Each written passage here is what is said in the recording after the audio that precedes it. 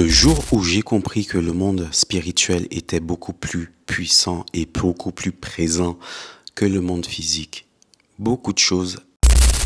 Alors, je vais te raconter une histoire que je pense que je ne raconte jamais d'ailleurs, mais c'est vraiment une expérience que j'ai vécue. Alors, tu me croiras ou tu me croiras pas, c'est pas mon problème. Mais en tout cas, c'est vraiment. Alors, je vais te raconter deux expériences justement que j'ai vécues et qui ont vraiment permis de créer un vrai shift dans ma vie justement. La première histoire était que, en fait, un jour, c'était il y a à peu près peut-être 18 ans de cela. Ouais, il y a 18 ans de cela. Ça veut dire que je suis pas si jeune que ça, mais bon, ça on en reparlera plus tard. Il y a 18 ans de cela, j'allais voir une amie et j'étais en train d'écouter de la musique dans un quartier piéton. Et là, franchement, je suis coupé du monde, j'entends rien, et il n'y a personne dans la route, dans la rue. Et à un moment, je me mets justement devant le passage piéton pour traverser une petite ruelle qui est limitée à 30 km/h parce qu'on est dans un secteur piéton. Et au moment de traverser, je ressens une main me tenir l'épaule droite et m'arrêter. Une fraction de seconde après, il y a une voiture grosse cylindrée qui roule à vive allure, peut-être 60, 70 km/h. Je me suis arrêté à temps parce que quelqu'un m'a retenu. Si ce n'était pas ça, je serais déjà parti, voilà, je serais déjà sous la route, hein, je serais déjà sous la voiture, voilà. Et à un moment, je me retourne pour voir ben, qui m'a retenu parce que c'était chaud. Je vois qu'il n'y a personne. Il n'y a strictement personne dans la route, dans la rue. Je regarde encore, je tourne, je regarde, il n'y a personne. Et à ce moment-là, je me suis dit, ah punaise, quelqu'un qui me dépasse m'a protégé. Mon ange m'a protégé. Et je suis resté bloqué vraiment pendant 1 heure de temps. J'étais en train de réfléchir à cette situation. Je suis resté bloqué parce que je trouvais ça énorme en fait. Et cette expérience-là vraiment m'a vraiment impacté parce que je savais que si ce n'était pas ça, je serais mort ce jour-là.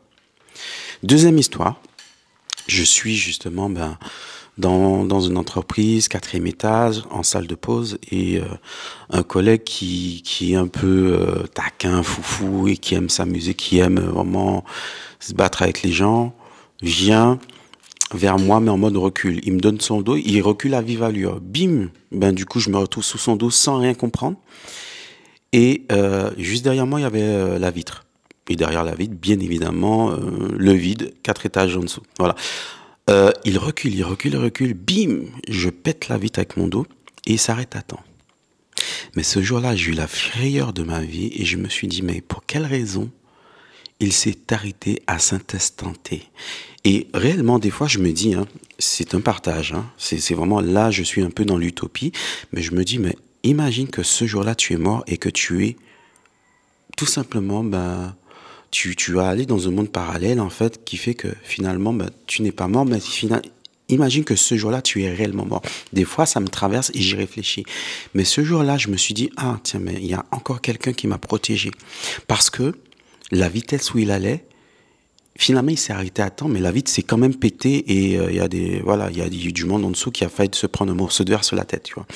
Et je me suis dit, mais en fait, compte, il y a réellement des gens, des êtres supérieurs qui sont là, qui veillent sur nous, qui nous protègent dans notre quotidien et on ne s'en rend pas compte.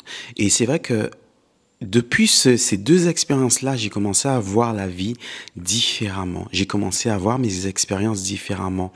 Et je me suis dit que, ben, en fin de compte, il y a des choses qui sont beaucoup plus importantes qu'il n'y paraît, et on doit réellement agir en tout état de cause. Tout ça pour t'expliquer que, en fait, dans la vie, tu as des personnes que j'appelle des personnes lambda, qui sont endormies, qui vivent au jour le jour, qui ne réfléchissent même pas au lendemain, et tu as des personnes qui sont éveillées, qui sont conscientes qu'il y a des forces supérieures qui sont là. Que ce soit des forces positives ou des forces négatives, elles sont là et elles agissent dans l'ombre. Et toi, tu es là, tu perds ton temps à t'amuser, tu perds ton temps justement à faire des choses qui sont totalement inutiles. Et moi, je te dis que depuis ces deux expériences-là, je me suis dit que je veux apporter quelque chose au monde. Je veux vraiment participer au changement de ce monde, que je puisse inscrire mon nom dans l'histoire. Depuis ce jour, c'est vraiment ce message-là qui était ancré en moi. Et c'est pour ça justement que mes actions ont été différentes. Je faisais plus les mêmes choses simplement pour m'amuser, mais pour pouvoir construire quelque chose de réel et de concret. Et aujourd'hui, je me considère comme être un entrepreneur connecté, conscient, et je me bats pour justement atteindre mes objectifs, réussir à devenir un entrepreneur influent qui a la capacité et la puissance financière de changer justement son monde, changer son quartier, changer son île, changer son pays, entre guillemets, à sa façon. Toutes ces futilités auxquelles j'adhérais à l'époque ne m'intéressent plus parce que je suis conscient qu'aujourd'hui, il y a des forces qui nous dépassent et qui sont là. Et en fait, le message que finalement j'en tire, c'est que toi, qu'est-ce que tu fais de ta vie? Qu'est-ce que tu fais de tes compétences? Qu'est-ce que tu fais de tes dons?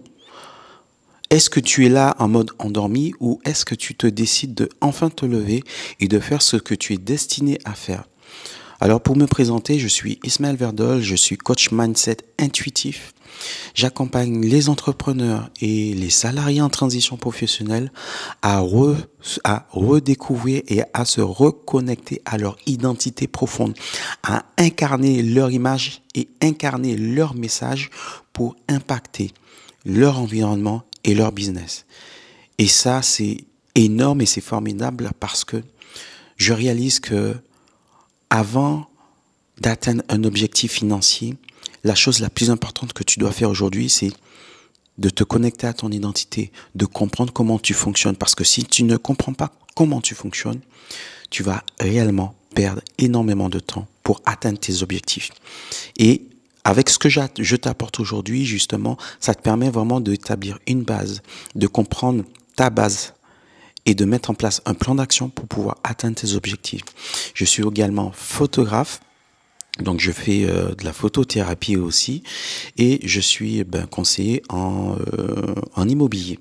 Donc voilà, et toutes ces choses-là me permettent justement de passer à l'action dans mon quotidien et d'atteindre mes objectifs petit à petit, sans me mettre de pression. Alors, dans Sous le tapis, l'idée c'est de pouvoir échanger, de partager de choses que tu n'oses pas toujours partager, parce que tu n'as pas l'oreille en face qui est là pour écouter, parce que tu n'as pas confiance ou parce que tu as tout simplement peur du jugement. Ici, on ne juge pas, on est là justement pour s'entraider, pour s'enrichir de nos expériences et surtout de nos expériences qui nous a permis d'échouer parce que réellement, c'est dans les épreuves difficiles que naît le succès, je le dis tout le temps. C'est bien si tout se passe bien pour toi, mais moi, je vais rien apprendre parce que je n'aurai pas ces clés-là. Alors que si toi, tu me dis, voilà tout ce que j'ai vécu de compliqué dans ma vie, mais voilà, dans ces choses compliquées, voilà ce que j'ai compris. Et ces choses que j'ai compris, c'est ça qui m'a permis aujourd'hui de devenir peut-être multimillionnaire, millionnaire ou un entrepreneur à succès, je sais pas. Mais c'est vraiment dans ces types d'histoires-là que on s'enrichit. Donc si tu as envie de témoigner, si tu as envie d'échanger, si tu as envie de simplement me soutenir, n'hésite pas à prendre contact avec moi et je te dis tchuss la famille, dans Sous le tapis, on est ensemble.